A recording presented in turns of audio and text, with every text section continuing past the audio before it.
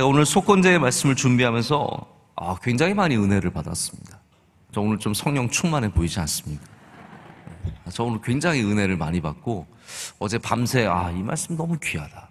이 말씀이 너무 귀하고 우리가 이렇게 살아야지라는 그런 생각을 참 많이 하면서 말씀을 준비하게 되었습니다.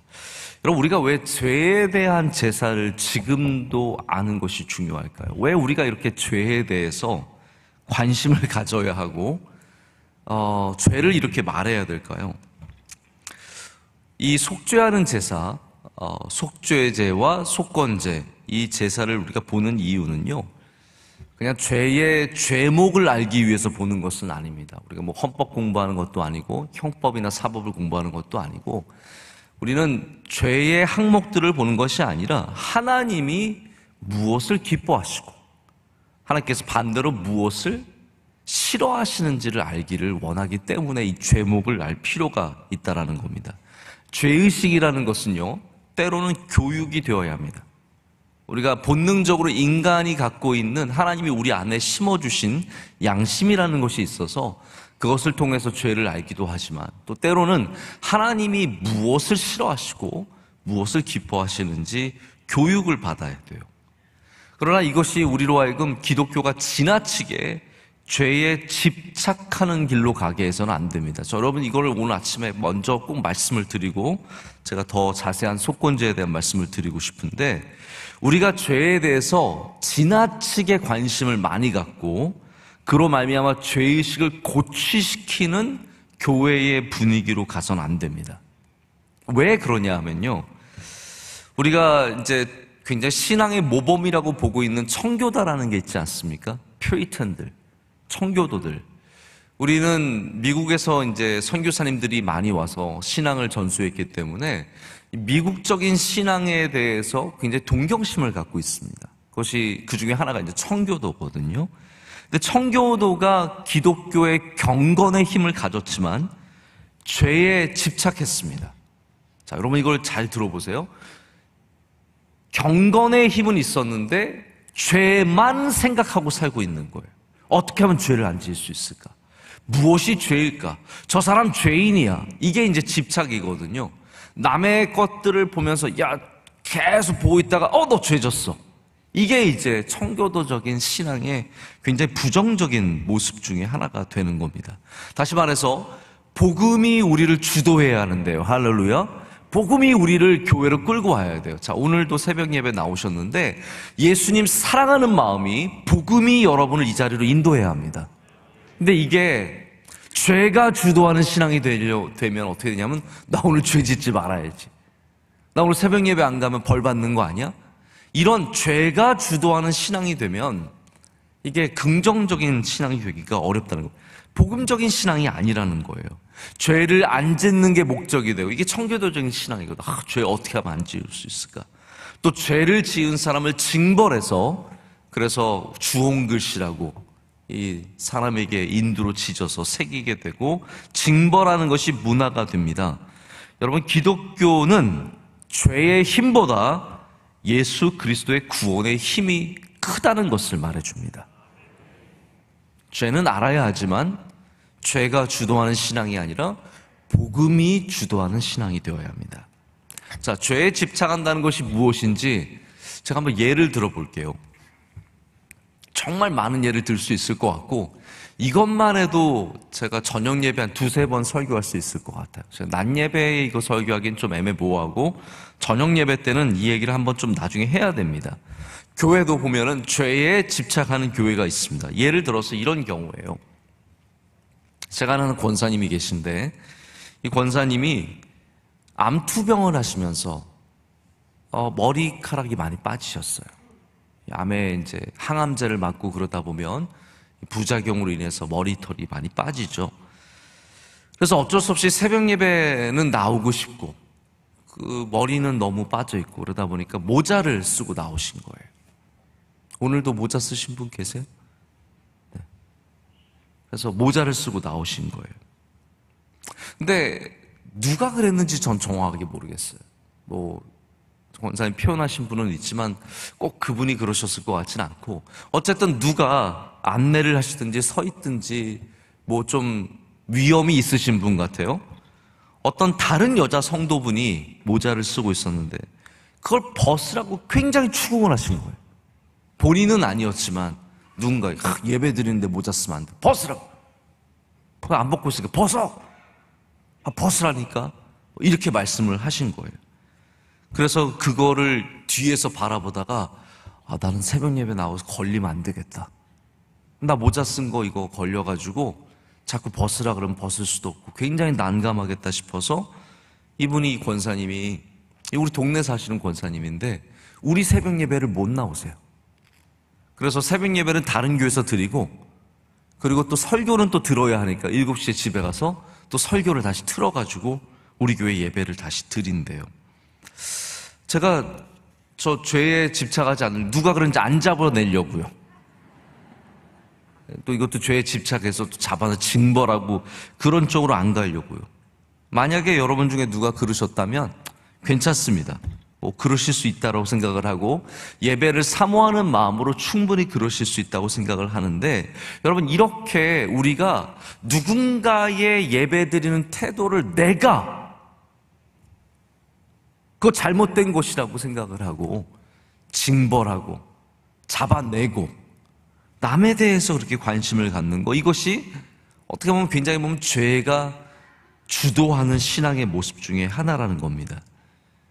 여러분, 죄를 아는 신앙이 되어야 돼요. 죄를 알아야 합니다. 할렐루야. 죄를 알아야 하는데 남의 죄를 아는 것이 아니라 내 죄를 알아야 된다라는 거예요. 남의 죄를 파고 들어가는 것이 아니라 나의 죄를 돌아보는 신앙이 되는 것, 이것이 속죄제와 속건제의 특성입니다. 자, 보셔서 아시겠지만, 지난주도 말씀을 들으셔서 아시겠지만, 죄를 뭐예요? 깨달을 때입니다. 나의 죄를 깨달을 때예요. 남의 죄를 깨달을 때가 아니라 나의 죄를 깨달을 때 하나님께 가서 드리는 제사가 바로 속죄제와 속건제입니다. 자, 그러면 여러분 좀 오늘 궁금하지 않으세요? 왜 속죄제와 속건제? 왜 이게 뭐가 달라요, 목사님?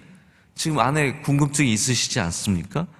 이게 쉽지는 않지만 구별할 수 있는 가장 좋은 방법은 이겁니다. 둘 다 내가 지은 죄에 대한 제사입니다. 속죄제도 내가 부지 중에, 모르는 중에 지은 죄를 회개하는 것이고 제사를 드리는 거죠. 속건제는 근데 구별하는 방법이 있습니다. 속건제는 내가 누군가에게 물질적으로 피해를 줬을 때 드리는 제사예요.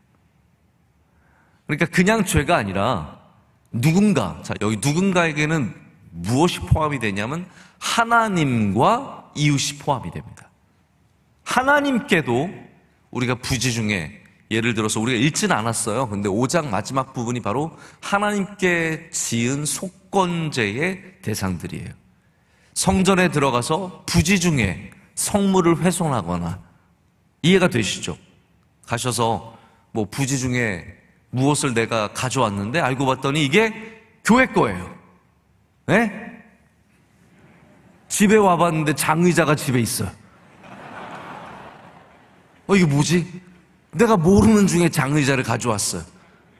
부지 중에 장의자를 챙겨서 트럭에다 넣어가지고 집에까지 가져왔어요. 이거 큰일 났네.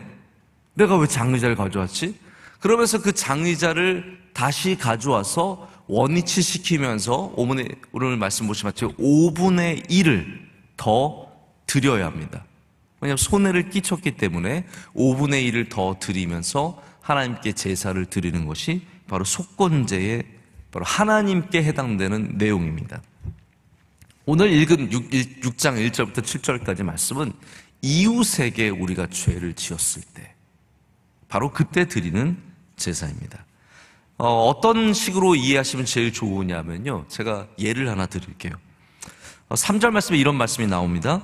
남의 잃은 물건을 줍고도 사실을 부인하여 거짓 맹세하는 것.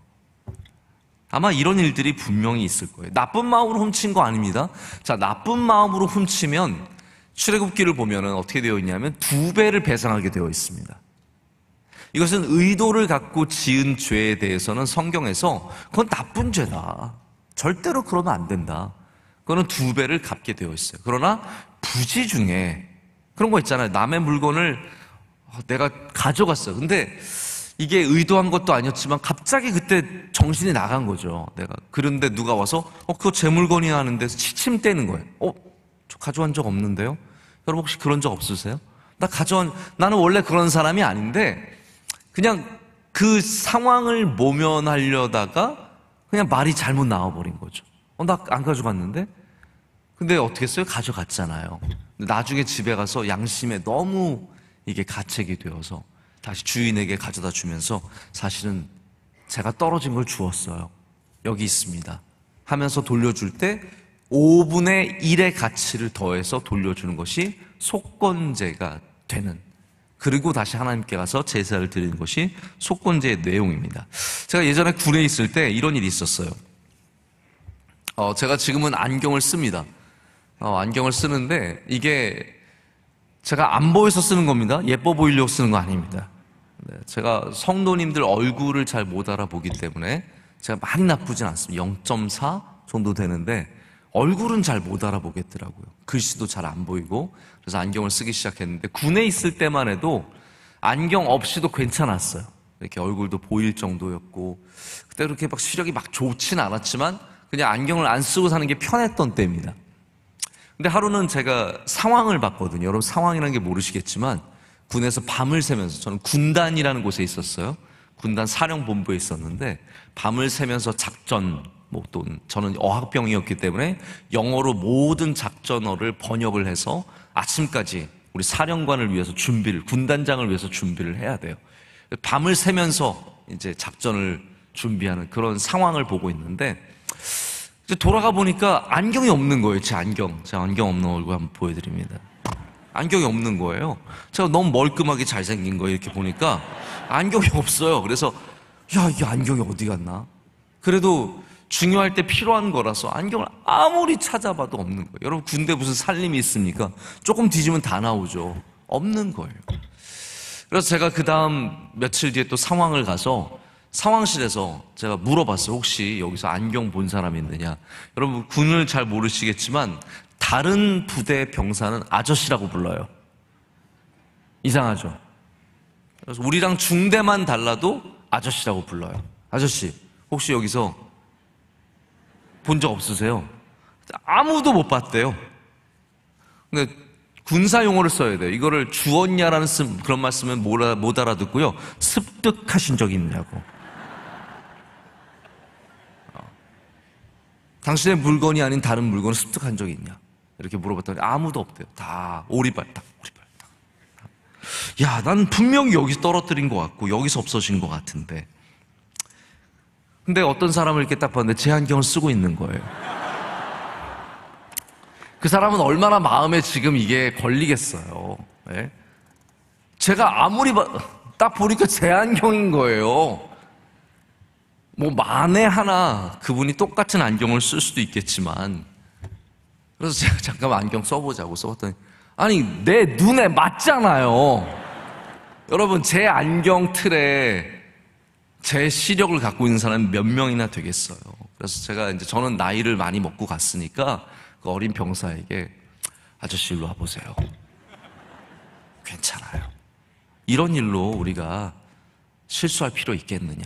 아니 주울 수도 있고 또 써볼 수도 있고, 그러고 또 갑자기 물어보니까 말을 못할 수도 있고, 그런데 괜찮다고. 나 이거 내 안경인 거 내가 안다.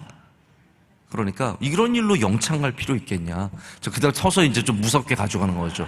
아니 이런 일로 영창 갈 필요 있습니까? 아저씨 그냥 저한테 돌려주시면 괜찮습니다. 그랬더니 네 가져가세요. 그래서 주시더라고요. 이게 속건제에 해당되는 죄라는 거예요. 남의 물건을 습득했는데 거짓 맹세했잖아요. 나 안 주웠다고, 나 모른다고. 근데 그게 다시 말씀드리지만 되게 나쁜 사람이라서 그런 건 아닙니다. 사람들이 그냥 자기가 가져게 되면 그냥 나도 모르게 그렇게 되는 경우가 참 많거든요. 근데 그래서 이 속건제가 히브리어로 아삼인데, 아삼은 여러 가지 단어로 해석할 수 있지만 가장 좋은 해석은 뭐냐면 보상의 제사입니다. 속건제는 보상의 제사입니다. 우리가 무엇을 돌려줄 때 그것에 5분의 1을 더해서 돌려주는 것.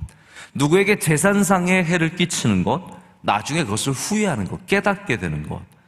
그래서 이 제사가 왜 제가 이걸 알면 복음을 알게 된다고 말씀을 드리냐면, 바로 주님께서, 우리는 많이 속죄제의 제물이라고 얘기를 하는데, 이사야 53장에 나오는, 제가 어제도 새벽 예배 때 잠깐 언급을 했지만, 이사야 53장에 나오는 고통과 질고를 당하시는 어린 양의 모습이 바로 이 속건제, 우리를 위해서, 우리의 죄를 위해서 희생이 되시는 예수님의 모습이기 때문입니다. 특별히 저는 이 말씀이 참 좋은 것이, 하나님에 대한 속건제의 내용과 이웃을 향한 속건제의 내용이 참 우리에게 가르쳐주는 바가 많기 때문입니다. 여러분, 우리도 하나님의 것을 의도하거나 의도하지 않은 채 우리가 취할 때가 참 많이 있습니다. 하나님께 마땅히 가야 할 것을 우리가 취해버리는 것이죠. 그것이 영광이 되었던, 물건이 되었던, 하나님께 드려야 할 것을 취하고 또 이웃에게 해를 끼치는 경우도 얼마나 많이 있습니까? 자, 사람의 죄에 대해서, 이웃에게 끼치는 죄에 대해서 오늘 제가 5가지 설명을 먼저 드립니다. 1절부터 7절까지 있는 말씀에 나오는 내용이지만 이걸 제가 쪼개서 말씀을 드릴게요. 첫 번째는 남이 맡겨놓거나 담보로 남겨놓은 물건을 속이는 경우예요. 맡겨놓은 물건을 다른 거로 바꿔서 주거나, 좋은 것을 받아서 나쁜 것을 주거나, 아니면 받은 다음에 돌려주지 않거나, 이런 것들이 이제 다 속건제에 해당되고요. 도둑질입니다. 남의 것을 몰래 가져가는 것.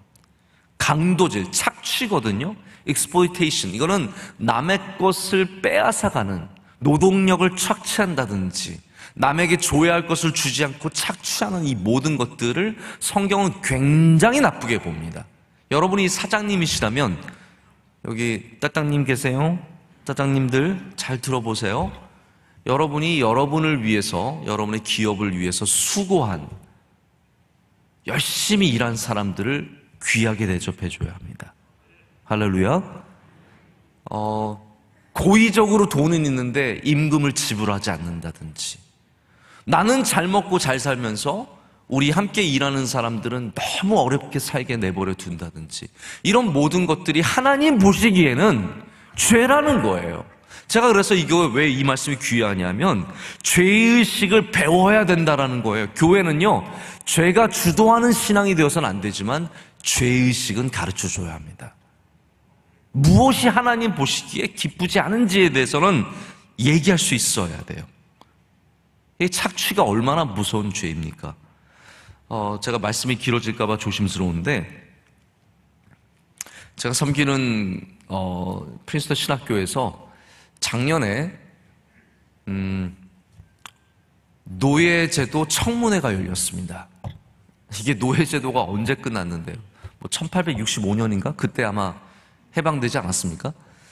그런데 이제서야 뭘 했냐 하면, 이 신학교를 세우고 이 신학교의 총장으로, 교수로서 이 신학교에 기증하고 이런 모든 사람들이 노예를 착취한 재산으로 했다면, 자, 들어오시죠. 말이 되잖아요. 노예를 착취한 농장주가 학교에다가 기부를 했을 거 아니에요. 노예를 착취한, 노예를 데리고 있었던 총장이 또 학교를 운영했을 거 아닙니까? 자, 이런 모든 것들에 대해서 현재 학교를 다니고 있고 또 앞으로 학교에 올 흑인들의 후예들에게 어떻게 보상할 것인가, 이게 여기에 대해서 아주 심각한 논의를 했어요. 저희가 한 3년 정도 이 논의를 해서, 근데 중요한 건 뭐냐면, 다른 학교가 이걸 아무도 안 하고 있을 때 우리가 가장 먼저 화해의 손길을 내밀어서 이 흑인들의 후예들에게, 지금 흑인들은 미국에서 물론 문제도 많이 있지만 참 안타까운 인종들입니다. 너무나 백인들과 차이가 나는 삶을 살고 있어요. 이거 메꿀 길이 없어요. 백인들은 학교 졸업할 때 별로 빚을 많이 안 집니다. 그런데 흑인들은 학교 졸업할 때 빚을 너무 많이 져요. 왜냐하면 재산 자체가 없으니까요. 그래서 이걸 어떻게 우리가 보상해 줄 것인가에 대해서 굉장히 많은 논의를 하고, 그리고 실제로 지금 보상을 하고 있어요. 이게 뭡니까? 우리가 착취한 것을, 우리가 가져간 것을 잊지 않겠다라는 거예요. 여러분, 일본을 보십시오. 또 갑자기 일본 나오니까 혈압이 오르기 시작하는데, 일본이 우리나라 식민지로 부리면서 그렇게 착취를 하고 우리 남자, 여자, 아이들 데려가서 그렇게 성노예로 부리고 수많은 일을 했어도요, 그들은 기독교 정신이 없는 거예요.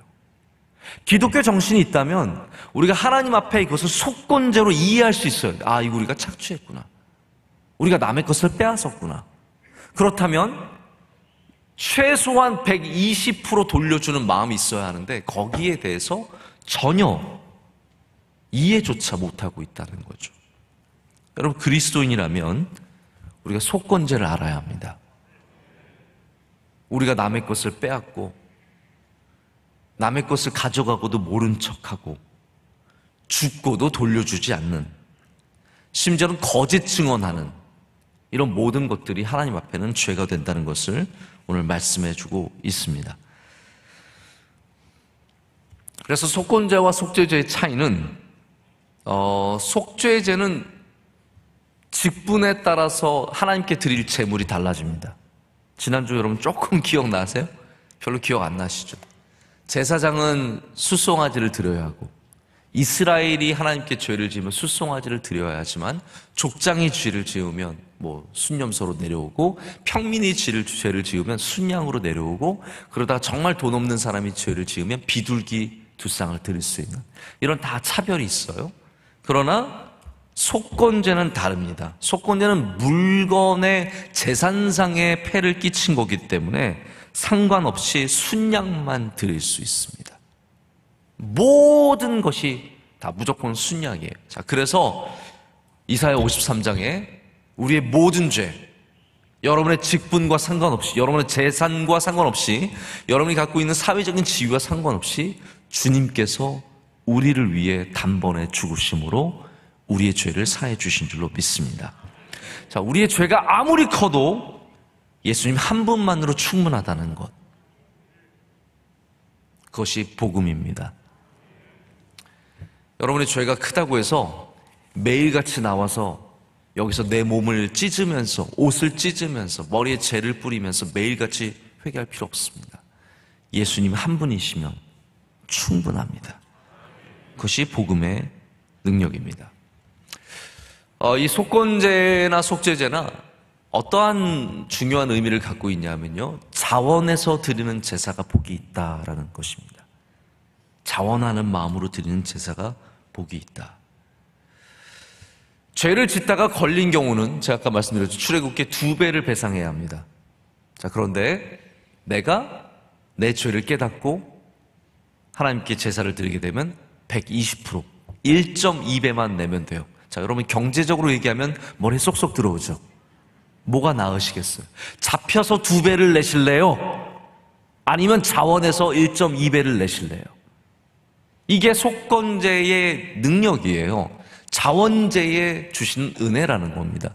자, 이거는 우리나라뿐만 아니라 세계의 법 안에, 모든 나라의 형법 안에, 법 안에 들어있는 굉장히 중요한 요소입니다.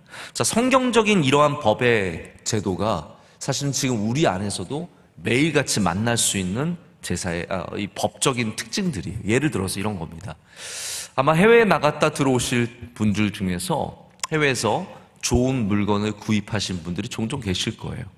그런 분들은 들어오실 때 어떻게 해야 되냐면요, 제가 요즘은 어떤 규율인지 모르겠는데 600불 이상으로 알고 있는데, 600불 이상이 되면 자원해서 세금을 내야 합니다. 여러분이 사신 그 루이비통 지갑, 그거 700불이면 여러분이 거기에 해당하는 면세가 안 되기 때문에 이제 거기에 해당하는 세금을 내야 돼요. 여러분이 자원해서 내면 세금이 그렇게 세지 않습니다. 자, 그런데 걸리면 어떻게 됩니까? 걸리면 많이 내야 됩니다. 여러분, 2,000불짜리 좋은 시계를 사서 들어오는데 안 신고했다가 걸리게 되면 세금이 커져요.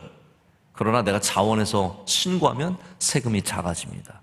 자, 속건제에 갖고 있는 형태와 똑같은 겁니다. 그래서 성경적인 하나님의 자비하심, 이 자원하는 자들에게 인센티브를 주는 것은 굉장히 지금 우리 현 사회에서도 자주 만나게 되는 성경적인 원리라는 거죠. 여러분, 하나님께 제가 이 말씀을 드리고 싶은 거예요. 하나님께 끌려 나오지 마시고 자원해서 나오십시오. 그게 은혜가 있습니다. 하나님께 멱살 잡혀서 끌려 나와서 너 죄인이지 이렇게 당하지 마시고요. 내가 죄인임을 알고 주님 앞에 나올 때 거기에 복이 있는 줄로 믿습니다. 자, 여기 우리가 관심 있게 봐야 되는 것 중에 하나가 순서입니다.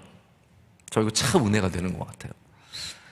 어떤 순서를 갖고 있냐면, 속건제는 먼저 피해를 입은 사람을 찾아가서 그에게 보상을 하고, 그리고 하나님께 나아가서 제사를 드린다는 거죠. 이게 얼마나 중요하냐면, 예수님께서 누가복음 19장에 이 말씀을 하십니다. 속건제에 대한 내용이에요. 그러므로 예물을 제단에 드리려다가 거기서 네 형제에게 원망 들을 만한 일이 생각나거든 예물을 제단 앞에 두고 먼저 가서 형제와 화목하고 그 후에 와서 예물을 드리라.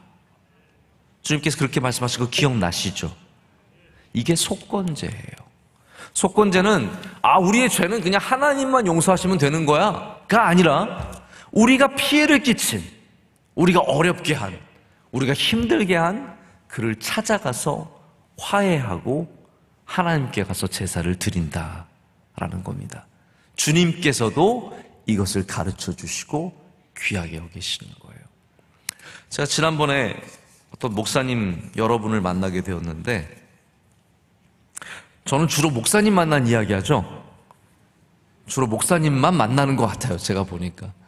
이 목사님들이 참 귀한 목사님들이고 우리 한국교회에 아주 중요한 목사님들이세요.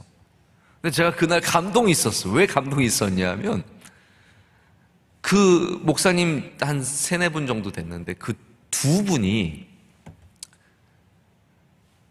사이가 안 좋으셨어요. 한 분이 굉장히 어려울 때 가까웠던 다른 분이 전혀 관심도 주지 않고 신경도 쓰지 않고, 그러다가 이 2분이 아주 오랜만에 만나셨어요. 저 솔직히 상황은 정확하게 뭔지 모르겠어요. 누가 뭐 잘못을 한 건지도 모르겠고, 그렇지만 어쨌든 그 2분 사이가 굉장히 멀어져 있었는데, 그날 하필이면 저랑 같이 만날 때 2분이 화해를 하신 거예요. 화해를 하셔가지고 2분이 이렇게 같이 만나서 얘기하시면서 식사하시면서 대화하시는 걸 보면서 제가 얼마나 마음이 좋았는지 모릅니다. 제가 속으로 그 생각했어요. 야, 저분들 이번 주 주일 설교 대박 나겠다. 이번 주 주일 얼마나 은혜가 넘칠까. 하나님이 저 화해하시는 저곳에 얼마나 함께 기뻐하실까. 할렐루야. 자, 보십시오. 하나님은 우리가 화목하기를 원하시는 거예요. 우리가 먼저 화목하고 하나님께 나와서 하나님과 또한 화목해지기를 원하신다라는 겁니다. 특별히 여러분, 누군가에게 피해를 끼치고 누군가를 어렵게 하고 누군가를 힘들게 했다면 오늘 먼저 그 사람과 화목하는 은혜가 있으시기를 축복합니다. 왜 하나님께서 우리에게 이러한 제사를 말씀하셨을까요? 전 이런 생각을 해봅니다.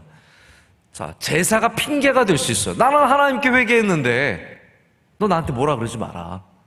나는 하나님과 사이에 괜찮다.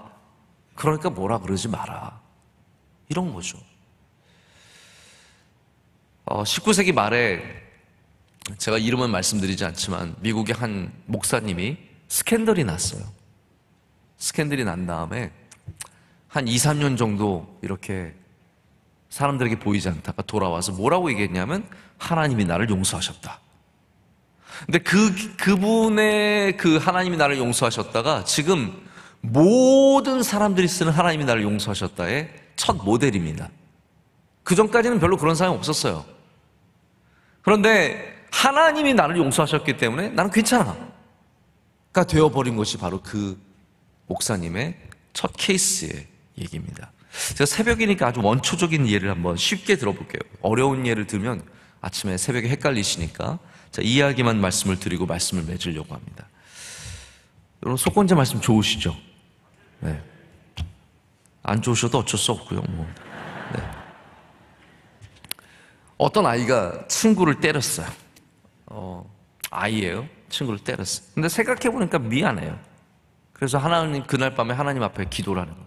밤에 침대에 누워 엎드려. 하나님, 제가 잘못했어요. 제가 친구를 발로 찼습니다.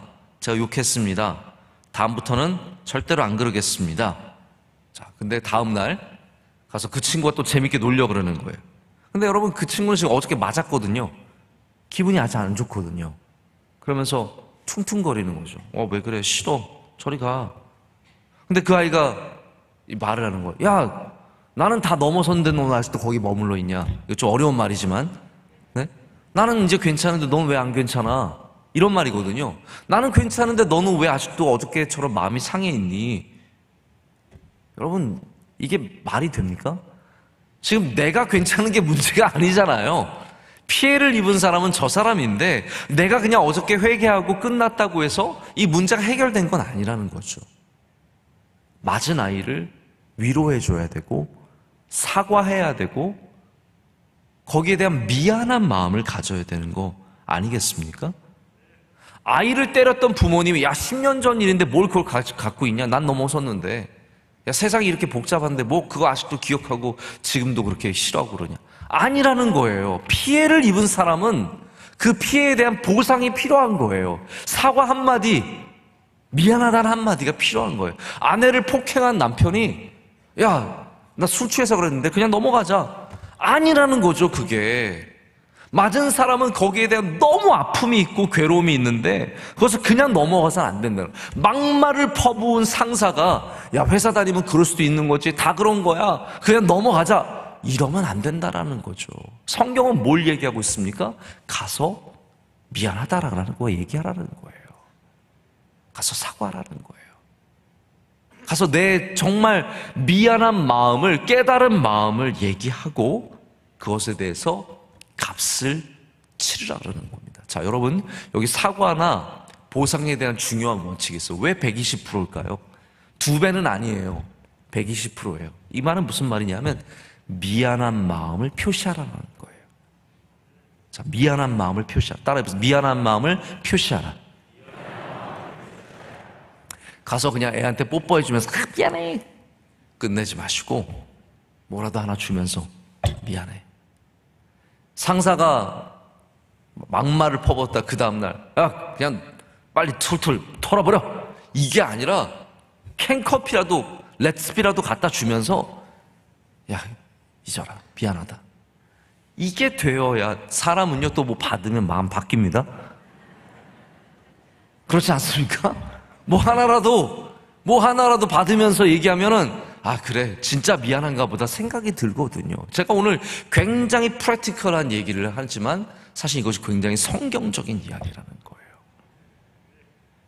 속건제는 그래서 하나님께만 해당되는 죄가 아니라 우리 인간 사회에 있는 수많은 죄를 다루면서 우리가 속건제를 주시는 이유는 우리가 화목하기를 하나님께서 원하신다라는 겁니다. 자, 오늘 교회 안에 오늘 새벽 예배, 토요일 새벽 예배 나오시는 분들이라면 그래도 우리 교회 상위 10% 아니겠습니까? 여러분 상위 10%예요. 훌륭하신 분들입니다. 이 안이 화목해지기를 원합니다. 혹시나 마음에 걸리는 그런 분들이 있다면 오늘 내일을 통해서 많은 화목함이 우리 교회 안에 채워졌으면 좋겠습니다. 캔커피가 오가며 오늘 우리 자판기 난리 나겠네요. 서로 사랑하며 축복하며 우리 화목할 때 하나님께서 이 가운데 영광을 받으실 줄로 믿습니다.